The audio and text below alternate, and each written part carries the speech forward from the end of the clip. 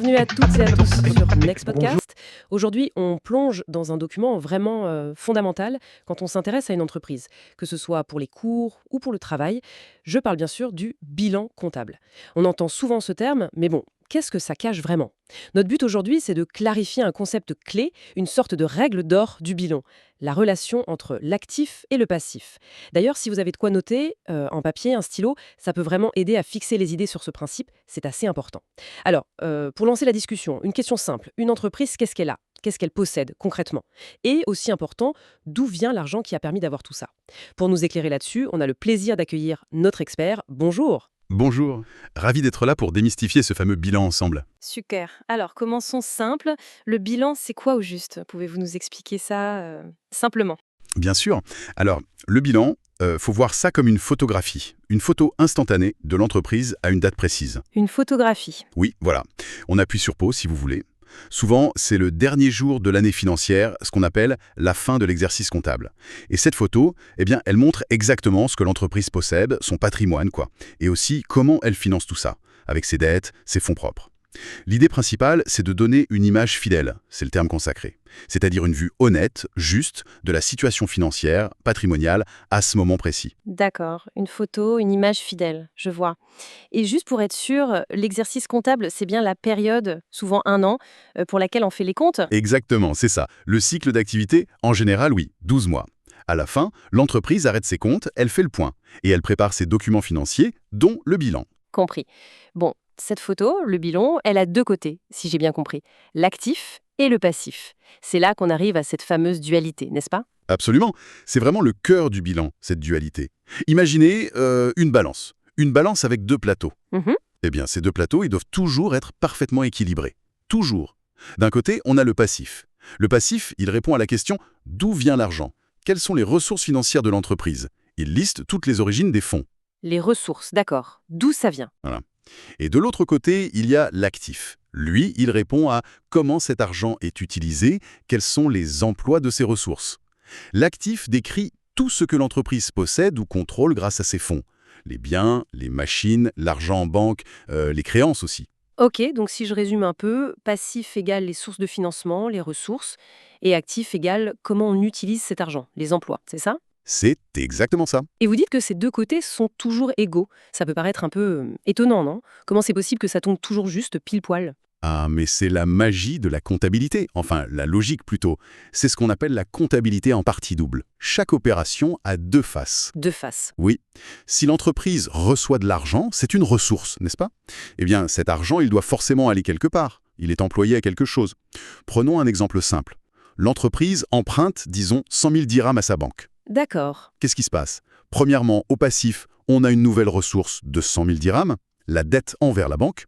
Le passif augmente. Logique. Et deuxièmement, à l'actif, cet argent, il arrive bien quelque part. Sur le compte en banque de l'entreprise, c'est de la trésorerie.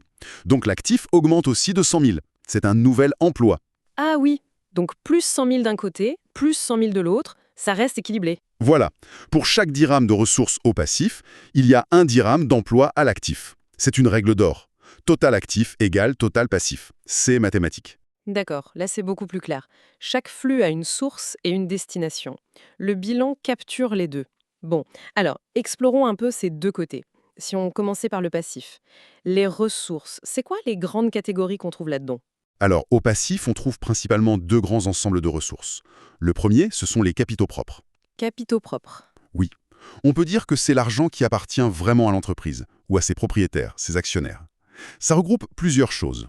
D'abord, il y a le capital social, ou capital personnel si c'est une entreprise individuelle. C'est l'argent ou les biens que les fondateurs ont mis au départ, ou lors d'augmentation de capital plus tard. La mise de départ, en gros. Mhm. La mise de départ. Ensuite, il y a les réserves. Ça, ce sont les bénéfices des années passées que l'entreprise n'a pas distribués aux propriétaires.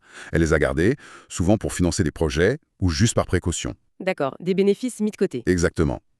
Et enfin, on trouve le résultat net de l'exercice. C'est le bénéfice ou la perte de l'année qui vient de finir, avant qu'on décide quoi en faire, le distribuer ou le mettre en réserve. Donc, capitaux propres égale apport des proprios plus bénéfices accumulés. D'accord. Et si une entreprise a beaucoup de réserves, par exemple, c'est bon signe? Ça veut dire qu'elle est solide? Souvent, oui. C'est généralement vu comme un signe de bonne santé, de prudence. Des réserves qui grossissent, ça montre que l'entreprise gagne de l'argent et qu'elle le réinvestit. Pour grandir ou pour avoir un coussin de sécurité. Mais attention, faut toujours regarder le contexte. Énormément de réserves qui dorment, ça pourrait aussi vouloir dire que l'entreprise ne trouve pas de bons projets pour investir. L'analyse, c'est jamais juste un chiffre. Faut creuser un peu. Intéressant. Ce n'est pas juste une ligne, ça raconte une histoire, d'accord. Et la deuxième grande catégorie de ressources au passif, après les capitaux propres? La deuxième grande catégorie, ce sont les dettes. Là, c'est simple. C'est tout l'argent que l'entreprise doit rembourser. À des tiers. Des gens ou des organismes extérieurs. Les dettes. Ok. Dedans, on trouve surtout les dettes financières. Classiquement, ce sont les emprunts auprès des banques ou d'autres institutions. Et on a aussi les dettes d'exploitation, celles qui sont liées à l'activité de tous les jours. L'exemple typique, c'est les dettes fournisseurs, l'argent qu'on doit encore payer aux fournisseurs pour des achats. Ah oui, les factures pas encore payées. Voilà.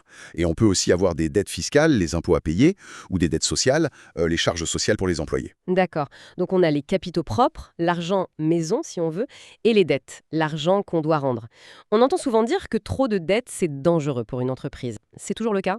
C'est vrai qu'un endettement élevé, ça augmente le risque. Si l'activité ralentit, il faut quand même rembourser. Payer les intérêts, ça peut devenir lourd. Mhm. Mais la dette, ça peut aussi être un moteur, un outil pour grandir plus vite. Si l'entreprise emprunte pour financer un projet très rentable, ça peut rapporter beaucoup plus au propriétaire que si elle avait utilisé seulement ses fonds propres. C'est ce qu'on appelle l'effet de levier.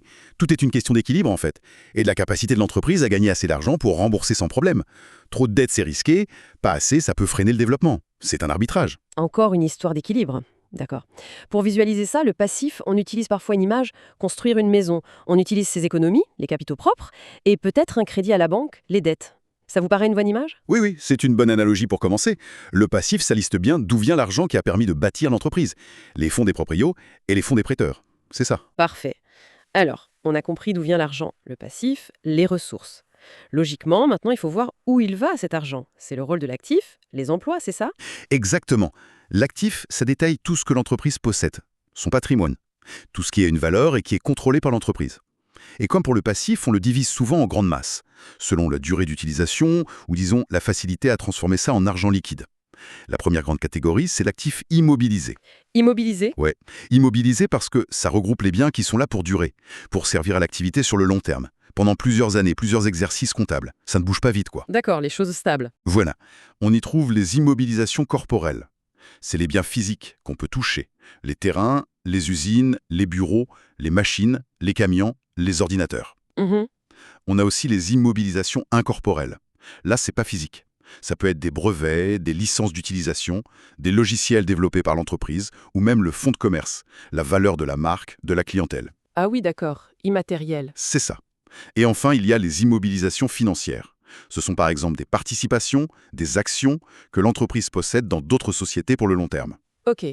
Donc l'immobilisé, c'est le patrimoine durable de l'entreprise, ce qui lui permet de fonctionner sur la durée. Et l'autre grande partie de l'actif? L'autre grande partie, c'est l'actif circulant. Là, c'est le contraire. Ce sont les actifs qui ne sont pas faits pour rester longtemps. Ils sont liés au cycle d'exploitation normal de l'entreprise. Au cycle d'exploitation. Oui, c'est-à-dire l'activité courante. Acheter, produire, vendre. Ces actifs circulants, ils sont destinés à être utilisés, vendus ou transformés en argent liquide assez rapidement. En général, en moins d'1 an. C'est pour ça qu'on dit circulant, ça tourne. Ça tourne, d'accord. Et on y trouve quoi, par exemple? Les éléments principaux, ce sont les stocks. Matières premières à transformer, marchandises qu'on a achetées pour revendre, ou produits finis qui attendent d'être vendus. Les stocks. Logique. Ensuite, il y a les créances. C'est l'argent que des tiers doivent à l'entreprise. Surtout les créances clients. L'argent que les clients n'ont pas encore payé pour des ventes déjà faites. Mais ça peut aussi être des créances sur l'État, si on a payé trop d'impôts, par exemple. L'argent qu'on attend, en quelque sorte. Voilà. Et enfin, tout au bout de la chaîne de liquidité, on a la trésorerie, ou les disponibilités. Ça, c'est l'argent liquide, vraiment disponible tout de suite. L'argent sur les comptes en banque ou dans la caisse. D'accord, donc le circulant, c'est le court terme, ce qui bouge, les stocks, l'argent qu'on attend des clients, l'argent en banque. Si je reprends l'image de la maison, Oui, l'actif immobilisé, ce serait la maison elle-même, le terrain, c'est là pour durer. Et l'actif circulant, ce serait quoi? Peut-être les meubles qu'on veut revendre bientôt, ou l'argent liquide qu'on garde pour les dépenses de la semaine. Ça marche comme ça? oui, c'est une bonne façon de le voir. L'immobilisé, c'est la structure, le durable. La maison, le terrain. Le circulant, c'est ce qui bouge plus vite. L'argent liquide, oui, ou des matériaux en stock qu'on va utiliser très prochainement pour des travaux. L'image montre bien la différence de nature, de durée de vie entre les deux. Très clair. Donc on a le passif, ressources, capitaux propres plus dettes. Et ça finance l'actif, emploi, actif immobilisé plus actif circulant. Et vous insistez bien, total actif égale total passif. Toujours. C'est vraiment la clé. Absolument. C'est l'équation fondamentale. Total actif égale total passif. C'est ça qui garantit que tout est cohérent. Chaque dirham qui est investi quelque part à l'actif, eh bien, il doit venir de quelque part au passif. Si vous achetez une nouvelle machine, c'est un actif immobilisé qui augmente. Comment vous la payez? Soit avec l'argent en banque, un autre actif, la trésorerie diminue, soit vous empruntez, le passif, les dettes augmentent, soit vous utilisez les fonds propres, le passif, via le capital ou les réserves, augmente aussi. Quoi qu'il arrive, l'équilibre est maintenu. D'accord. C'est logique vu comme ça. Bon, essayons de récapituler un peu tout ça. Le bilan, c'est une photo financière, à une date précise. Il a deux côtés qui se répondent. À gauche, l'actif, tout ce que l'entreprise possède, comment elle utilise ses fonds, ses emplois, avec des biens durables, l'immobilisé, et des biens à court terme, le circulant. C'est ça. Et à droite, le passif. D'où vient l'argent? Les ressources. Avec les fonds qui appartiennent à l'entreprise et ses propriétaires, les capitaux propres. Et l'argent qu'elle doit, les dettes. Parfait.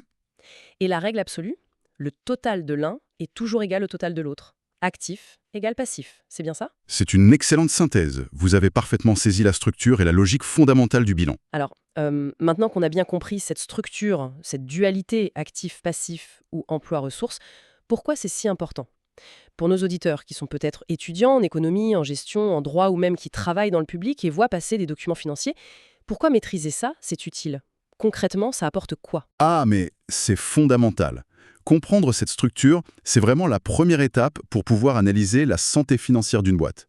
Ce n'est pas juste des chiffres alignés. Non, ça raconte une histoire. Comment l'entreprise est bâtie, comment elle se finance.